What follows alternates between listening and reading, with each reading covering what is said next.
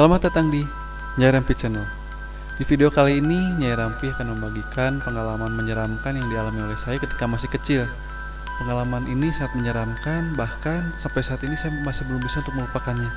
Tapi sebelum kita lanjut, jangan lupa untuk like, comment, subscribe, dan juga share, agar channel ini lebih berkembang dan lebih banyak lagi membagikan pengalaman menyeramkan lainnya.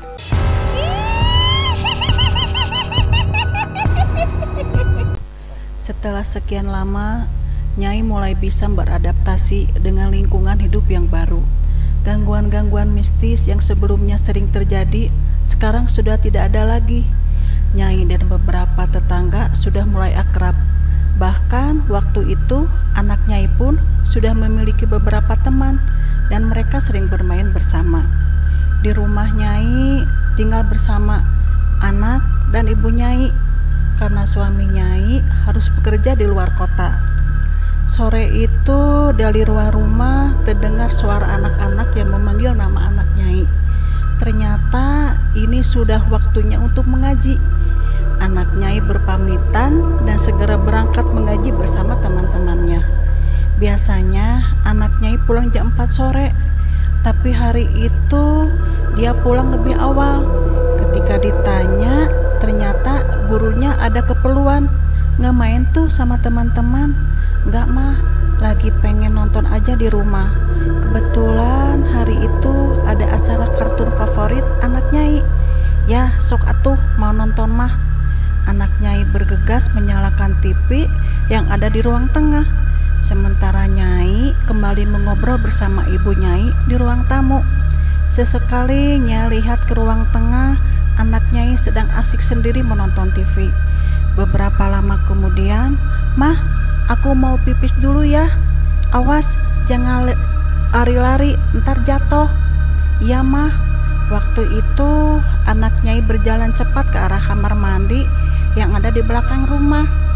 Dia berjalan melewati dapur, dan kebetulan waktu itu pintu kamar mandi tidak tertutup.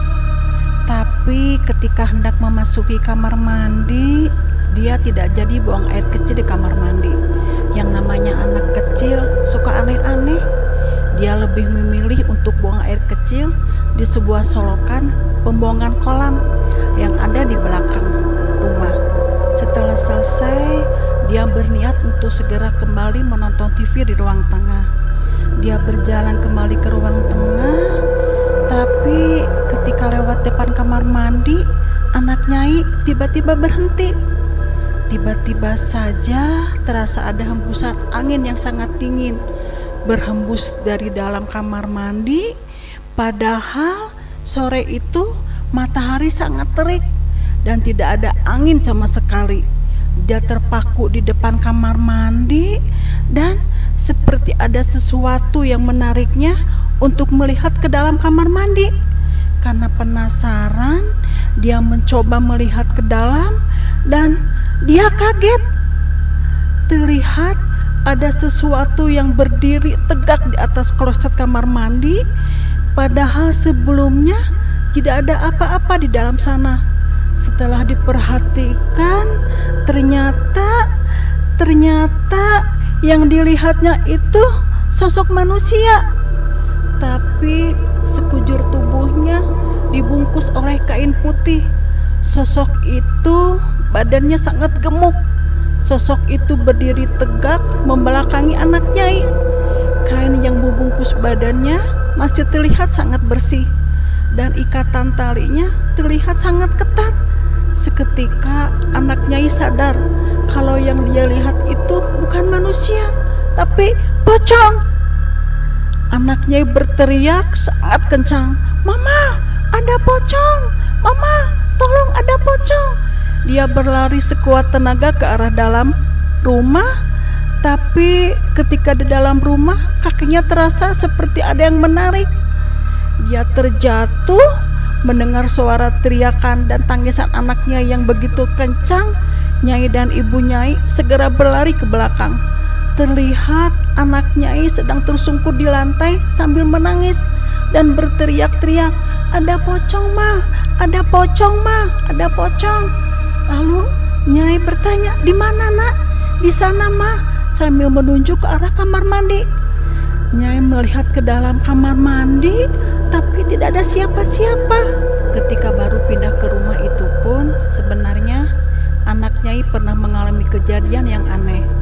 Waktu itu dia bermain di sebuah lapang di belakang rumah.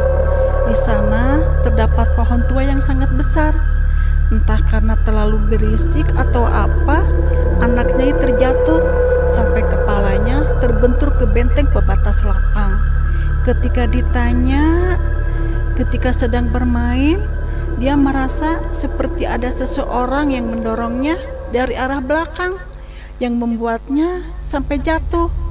Tapi ketika dilihat ke arah sekelilingnya, ternyata tidak ada siapa-siapa. Kejadian ini pun pernah dialami oleh Ibu Nyai. Saat itu Ibu Nyai masuk ke dalam kamar, dan ketika dia membuka pintu, saat itu dia sangat kaget karena dia melihat ada sosok pocong sedang terbaring di atas tempat tidur sambil menatap ke arah pintu. Saat itu juga Ibu Nyai lari masuk ke kamar Nyai, dan sejak itu dia tidak pernah mau tidur di kamar itu lagi. Bagi Sobat Nyai yang ingin berbagi pengalaman mistis atau ingin berkonsultasi mengenai masalah-masalah yang berhubungan dengan dunia mistis, silahkan kirimkan ke emailnya di nyairampi@gmail.com, atau kalian bisa langsung kirimkan ke sosial medianya Nyai Rampi, link ada di deskripsi. Terima kasih sudah menonton. Nantikan juga pengalaman-pengalaman menyeramkan lainnya hanya di Nyai Rampi Channel. Saya Chandra dan Saya Nyai Rampi. kami mohon undur diri. Sampai jumpa di video selanjutnya.